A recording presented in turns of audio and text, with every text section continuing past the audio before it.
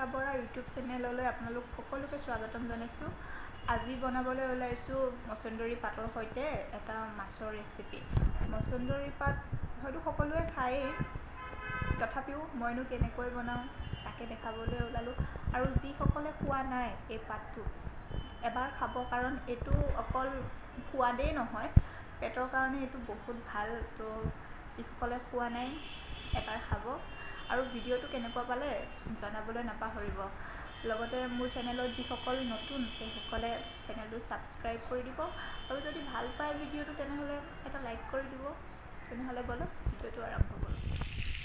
প্ৰথমে মই মাছখিনি কেৰাহীত দি ফ্ৰাই কৰি ল'ম।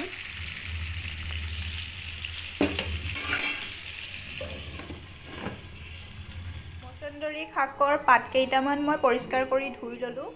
এইফালে মই ভাতত এটা আলু দি সিদ্ধ কৰি লৈছিলোঁ, সেইখিনিও মই উলিয়াই লওঁ। এয়া আলু দুপিচ অলপমান এনেকৈ মোহাৰি ল'লে ভাল। মাছ ফ্ৰাই হৈ গ'ল। এতিয়া শাকখিনি অলপমান সৰু সৰুকৈ এইখিনি অলপমান কাটি ল'ব লাগিব। বেছি সৰু কৰিব নালাগে এইখিনি, এনেও এইটো শাকটো অলপমান ভাজিলে নৰম হৈ যায় যিহেতু। ঠিক আছে, তেনেহ'লে বলক। এয়া কেৰাহীত যি মাছৰ তেল আছিলে মাছ ভজা, প্ৰথমে ইয়াত কেইটামান পাঁচফোৰণ দিব লাগিব।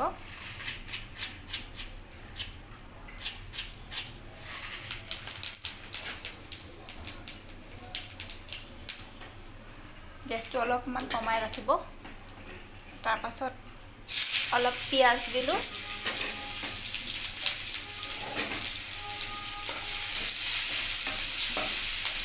অলপমান পিঁয়াজটো অলপ ভাজি ল'ব।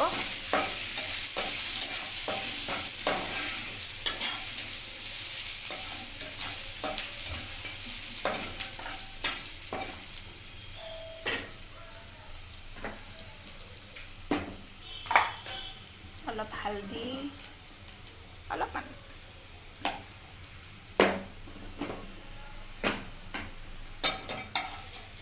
তাৰপাছত দিলোঁ শাকখিনি।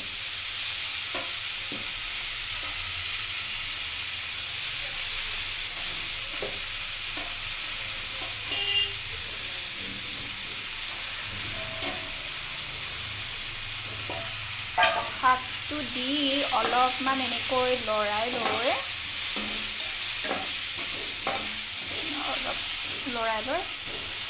অলপমান ঢাকনখন এনেকৈ লগাই ৰাখি থওঁ। এইখিনি মাজতে এবাৰ মই লৰাই দিছিলোঁ দেই। তাৰপাছত এতিয়া এই আলুখিনি ইয়াতে দি দিলোঁ।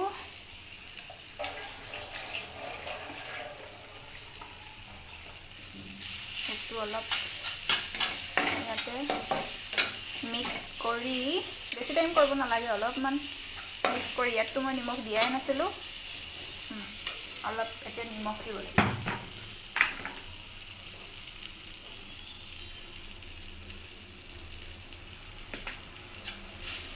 আকৌ মিক্স কৰিলোঁ।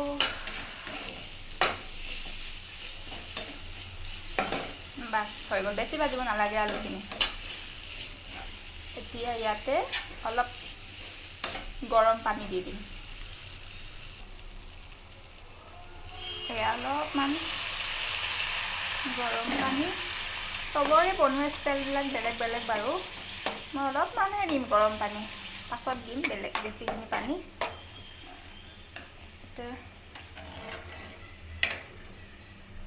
দি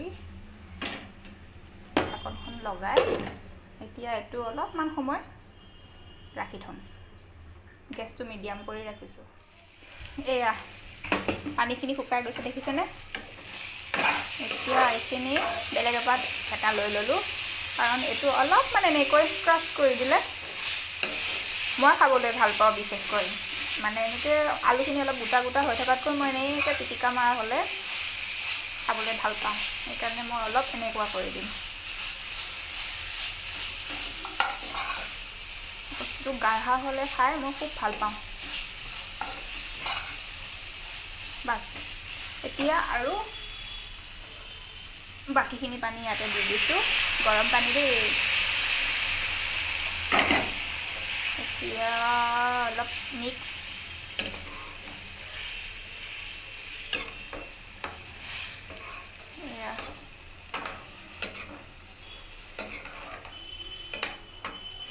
কৰিলোঁ, আৰু অলপ দিব লাগিব পানী উতলি।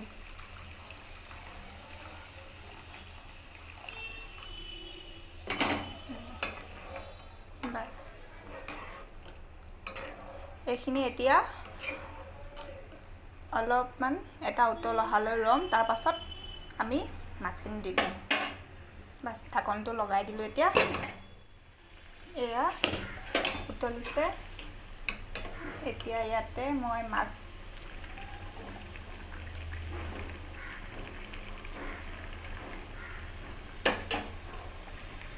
চাৰি পিচ দি দিছোঁ।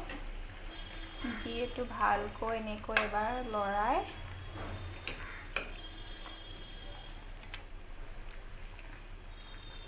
আকৌ ঢাকনটো এনেকৈ লগাই এইটো একদম ল' ফ্লেমত মই উতলিব দিম দেই।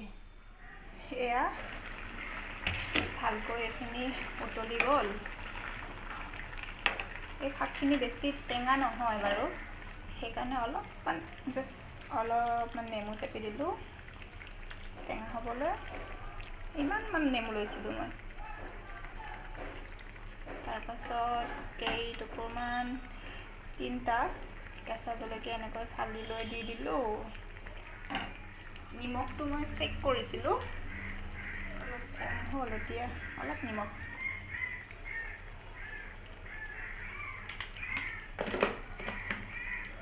তাৰপাছত উতলিবলৈ দি শেষত অলপমান মান ধনিয়া পাত দি দিম।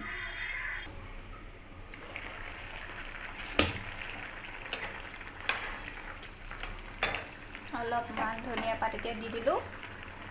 দি এইটো ভালকৈ উতলিব দিব লাগিব, কিন্তু তেতিয়া খাবলৈ বেছি টেষ্টি হয়।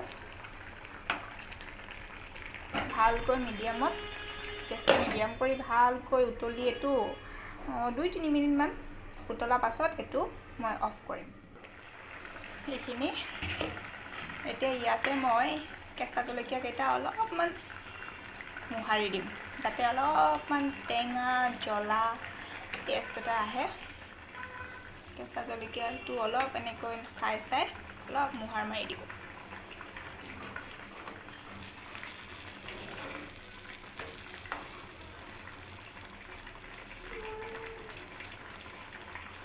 বাছ হৈ গ'ল এইটো। এতিয়া গেছটো অফ কৰি দিলোঁ। এয়া কেৰাহীৰ পৰা উলিয়াই ল'লোঁ মই। দেখিবলৈ ভাল লাগিছেনে? খাবলৈ আৰু ভাল লাগে। যদি খোৱা নাই আপোনালোকে, তেনেহ'লে এবাৰ এনেকৈ খাই চাবচোন কেনেকুৱা লাগে, আৰু কমেণ্টত জনাবলৈ নাপাহৰিব। আজিলৈ বাই বাই।